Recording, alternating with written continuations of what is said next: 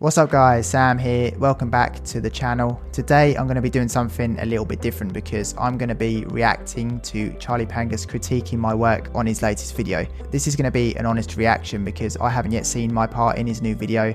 I've just seen the other designs that have been submitted. First, before we get into all that though, I want to talk about why design critiques are important for the development of a designer and why it's important to go looking for these critiques if you want to seriously improve your skills. Normally I focus on merch design tutorials, however this is a great opportunity to provide some different content for you guys. Consider subscribing to the channel if you're interested in learning about merch design and checking out some of my other videos.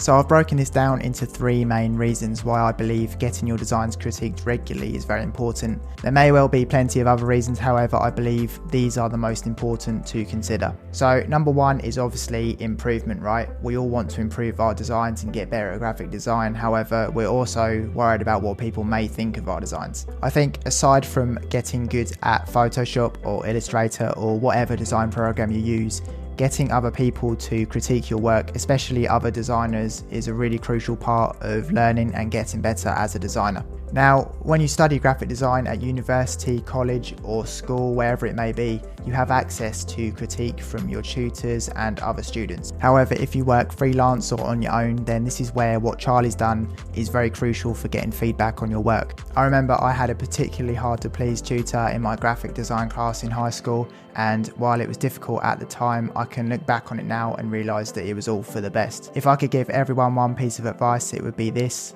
just consider yourself always a student of design, and that way you will always continue to learn and get better. Reason number two is you'll get better at handling criticism, which is kind of obvious, right? But there's no two ways about it. If you put yourself out to the world, you will receive criticism at some point. It's just part of the process, and the trick is learning what criticism to take on board and what is just people being horrible. This will come with time and practice, and once you've built up some design confidence and self-awareness. We tend to get a bit emotionally attached to our designs, and then when someone comes along and says that they don't agree with our font choice, or they don't like the layout, or wherever it might be, we get our feelings hurt. What you need to do, and I know it's hard, is train yourself to not take criticism personally.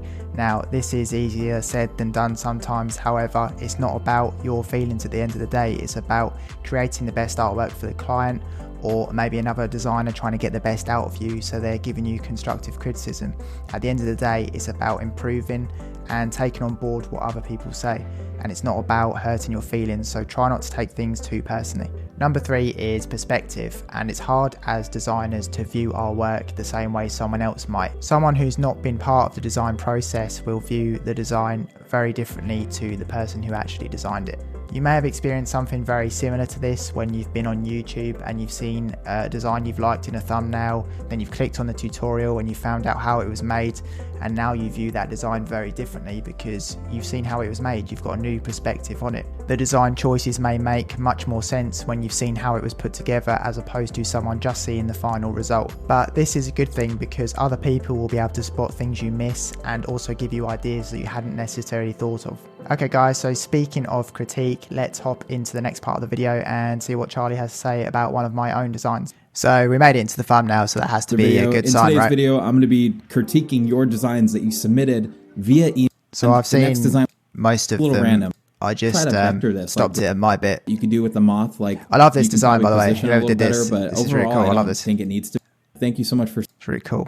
It almost is just always a grid, right? So I'm pretty sure I'm near the end somewhere. A little bit more fixed to spelling mistakes, and maybe okay, we're good to go. Okay. The rocky cliff right here from Utah, I like it, and I think it fits the design.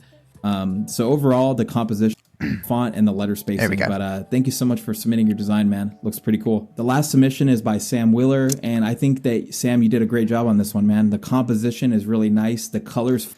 I've got to say, when someone else says your full name, it really makes me, it feels weird to me. I don't know why. It's strange. Flow, and the font choice is really nice. Like, you added like the text at the top that's a little arced, and you even went a little step further and made the W and the E a little larger, which I really like. I think that looks nice. It's almost like I wanted those to move down a little bit instead of up, but overall it looks clean. And another. Yeah, I can see, that's a valid point, to be fair. Like, To be honest, now he's brought it up, I don't know why I didn't think of that and do it in the first place, but what he's saying is if all the letters started at the same height here, and where we brought the W up and the E, if we brought them down so they were longer at the bottom and everything was, in line at the top, that might look a bit better. And I agree with that. I'm not sure why I didn't think of that in the first place. It is a valid point. Another thing I noticed is you did 2021 at the bottom right or the bottom left, whatever way you look at it. And I think that it looks really cool. It's kind of a typical thing to do. I do it all the time too. If I had to nitpick at it, I would just take 2021 out. And it definitely is it's a very trendy thing to do at the moment, and it is a very obvious thing to do at the moment. I would agree with that as well. But if you want someone to like your design, it's definitely a good thing to put in, I suppose. But I get a different icon what he's there, saying. Maybe like a trident symbol or something. But it looks really cool, man. Great job. Yeah, I reckon trying something different there would have been a good idea if we were trying to be really original. Obviously, I put the date in there because I kind of just didn't want to draw any more attention away from the statue head.